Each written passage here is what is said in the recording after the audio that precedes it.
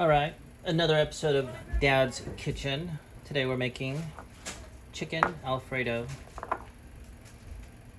So stay tuned. So, as most all good recipes include bacon, I'm not going to leave this one out. So, I'm going to cut it so that it's easy to fit in the pan. And just let it cook in its own oils.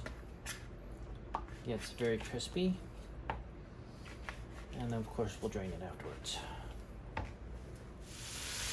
I don't know, it doesn't look good yet, but it's starting to smell good.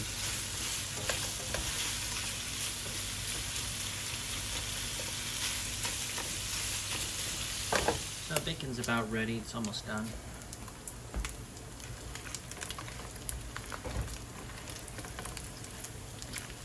Smells great.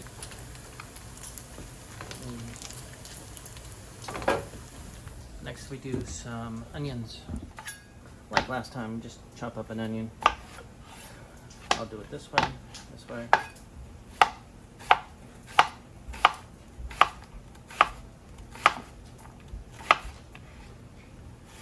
Longer pieces of onion in this recipe are welcome, so I don't need to dice it.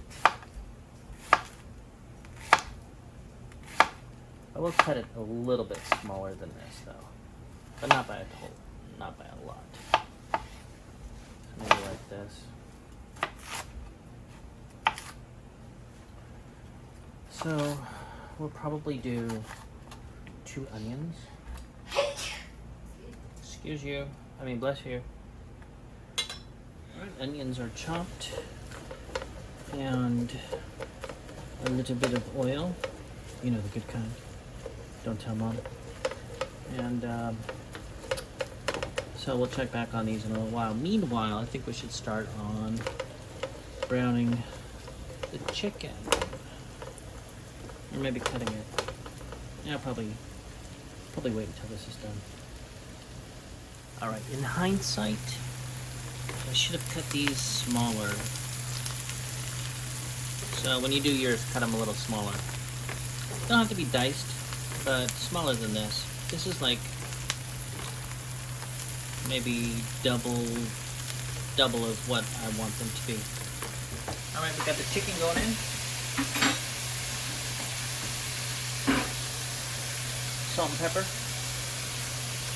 It's okay to go a little bit heavy on the salt and pepper. You gotta cook both sides. The other side usually gets a little bit less. I'm gonna cook the chicken a little bit bigger, and then after it's cooked, then I'll cut it down to smaller chunks. Mom's cutting the dessert. So the chicken's coming right as scheduled. You'll know it's ready to trim when it's more white like this. It's coming white around the edges. So this piece would actually be okay to trim. But since these other ones on the sides aren't ready yet, I'm going to prolong this wait a little bit. Maybe reshuffle the chicken a little bit. You know, every pan is different, every stove is different. Just try and get things cooked as evenly as possible. That way it all has the same amount of doneness. I'm not sure if that's the proper word, but you know what it means. So, I'm going to turn these over.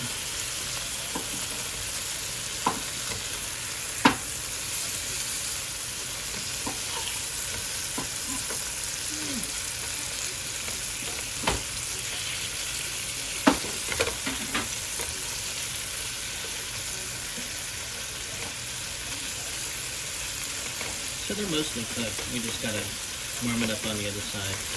Make sure it's cooked all the way through. Then we'll cut into it and see. Meanwhile, we got some water and salt going over here, so I did. Full box already? No. It wasn't done. So we're doing fettuccine. It is a bit harder to break. Mom's been working out,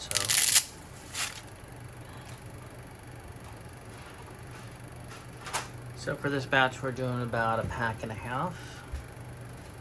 You adjust to how much you want to make. It's all going to go together.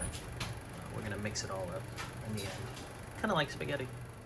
So we'll cut the chicken next. I usually do it about this size.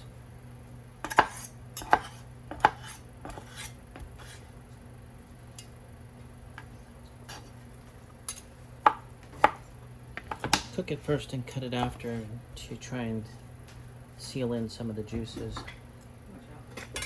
Juicy chicken is much better than dry chicken. We're gonna put in some sauce. Now, of course, you can make your own sauce. Some heavy cream, butter, Parmesan cheese, maybe a little garlic, any other spices. But we're lazy in that regard. I'm gonna pour some milk in here and get the rest out after I shake it up. And then we have another jar. Actually, we need 3 jars, but Mom only bought 2.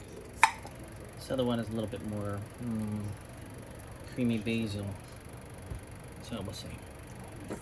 So pouring in the goodies. You gotta get a cold cup because I barely put that in the fridge. Chicken, onion.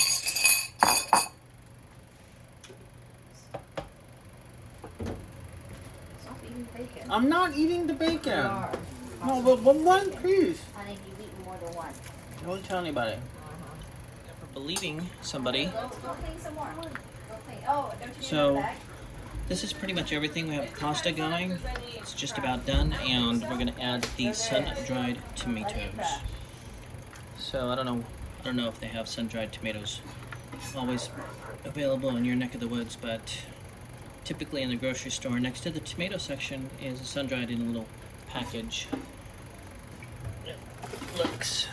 It can look something like this.